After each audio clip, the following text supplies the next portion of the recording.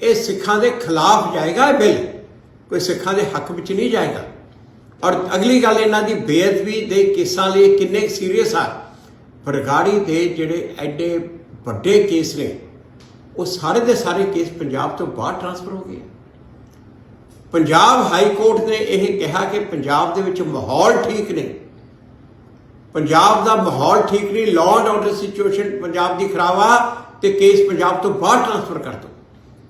ते पंजाब सरकार ने उहदे अगेंस्ट अपील तक भी नहीं फाइल की। मैं जाके सुप्रीम कोर्ट अपील फाइल की हो सेवक सिंह होरी, गुरसेवक सिंह होरी वो आए मेरे को, दूजे भी कई कंप्लेनर से वो भी मेरे को आए। मैं जाके अपील फाइल की सुप्रीम कोर्ट दे विच ते उस तो बाद सुप्रीम कोर्ट ने जी स्टे दी सी, पर इन्हों ने सरकार ने कोई अपील नहीं फाइल की। इन्हों की सीरीयसनैस बेअदबी के केसां विच इन्नी का तुसीं इत्थों ही जान सकते हो।